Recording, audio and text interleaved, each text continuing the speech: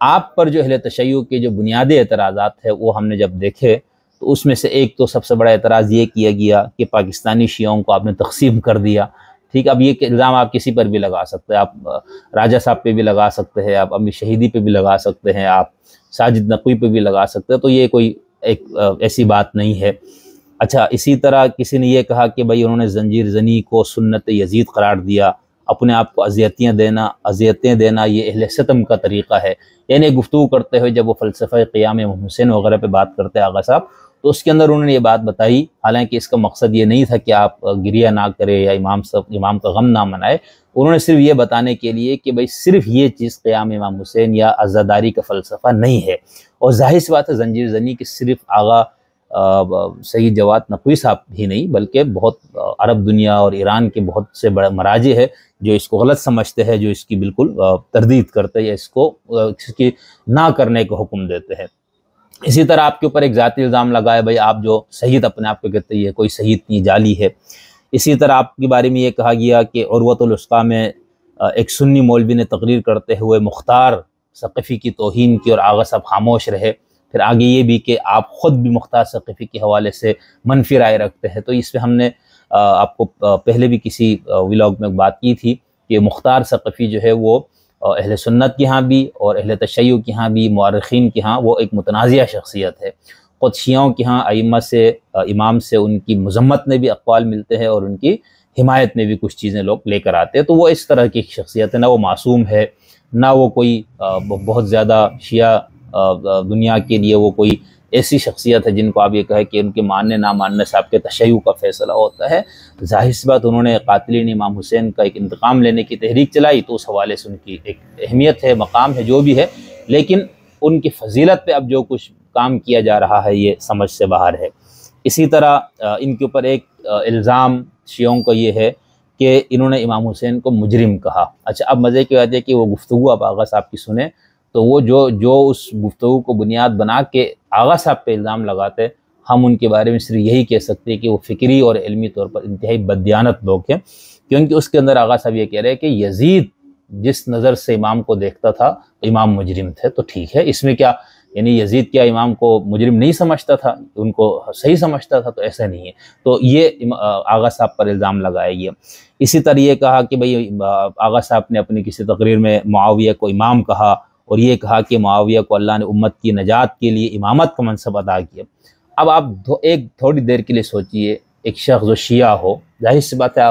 جواد نقوی صاحب نے نہ خود اپنے آپ کو تشیع سے باہر کیا، نہ ان کے بنیادی فکر اور عقائد میں کوئی ایسی چیز ہے جس کی وجہ سے ہم ان کو یہ کہیں کہ وہ شیعہ نہیں رہے. ہمارے آغا صاحب شرف الدین وہ تو یہ کہتے ہیں کہ میں نہ شیعہ ہوں نہ سنی ہوں، لیکن آغا جواد نقوی صاحب ابھی تک یہ بات نہیں کرتے. تو اگر کوئی شخص شیعہ ہو اور جس حد تک بھی وہ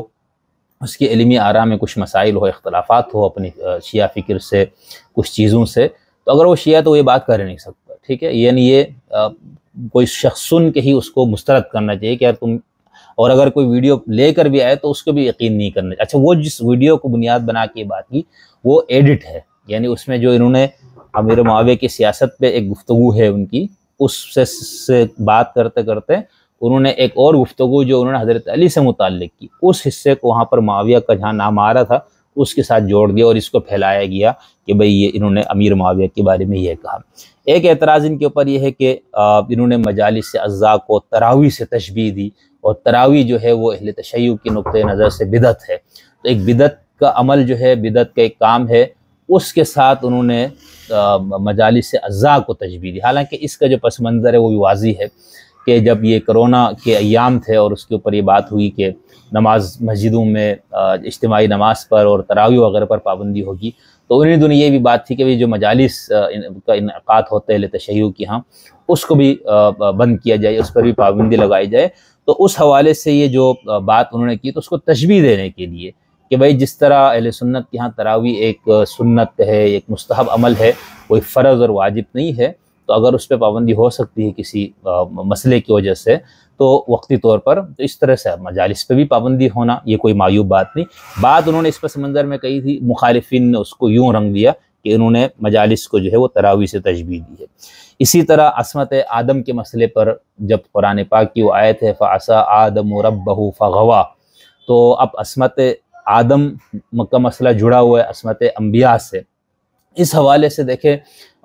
تمام جو ہمارے پاس شیعہ سنی دونوں مسالک ہے وہ عقیدے کے طور پر، اعتقادی طور پر عصمت کے قائل ہے کہ نبی معصوم ہوتے۔ اب اس عصمت کا دائرہ کار کیا ہے، اس کی پوری تعریف کیا ہے، اس کی جو اطلاقات وغیرہ اس پہ اختلاف ہے۔ اور پھر قرآن پاک میں کچھ آیات اس قسم کی ہے جس کے اندر انبیاء کرام کی طرف کچھ اس قسم کی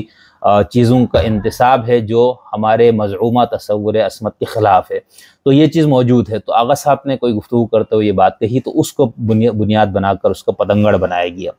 پھر ان پہ ایک الزام یہ ہے، یا ان کے مخالفین کے بارے میں یہ کہتے ہیں شیعہ یہ سب بات جو کر رہے ہیں یہ شیعہ لوگ کر رہے ہیں، اس پہ یہ ہے کہ آپ نے اہل کوفہ کو قاتل امام حسین کہا۔ اچھا، مزے کی بات یہ ہے کہ اس کے اندر بھی آغا صاحب نے یہ نہیں کہا، ان کا یہ کہنا تھا کہ کوفہ کے لوگ جنہوں نے خطوط لکھے انہوں نے آخر میں بے وفائی کی، اور یہ تاریخ سے تسلیم شدہ بات ہے، اس کے اندر کوئی ایسی بات نہیں ہے۔ پھر کسی نے آغا صاحب کے اوپر الزام یہ لگایا کہ لبادہ تشیع میں دیوبندیت کا پرچار کرنے والا، یعنی اب یہ بات بھی آپ دیکھ لیجئے کہ آپ یہ بات کیسے کہہ سکتے ہیں۔ ان کی ساری گفتگو، ان کا پورا عملی میدان، ان کا جو کام ہے، ادارہ ہے، سب کچھ جو چل رہا ہے، ٹھیک ہے، وہ وہاں پر ظاہر سی بات ہے ان کے جو سارے فقہی جو اعمال وہ سر انجام دیتے ہیں، ان کا جو اعتقادی وہ ہے، اس کا ایک جو بیان ہے وہ سب کچھ تشیع کا ہے۔ آپ یہ کہنا کہ بھئی وہ دیوبندی ہے اصلاً، اور وہ جو ہے نا وہ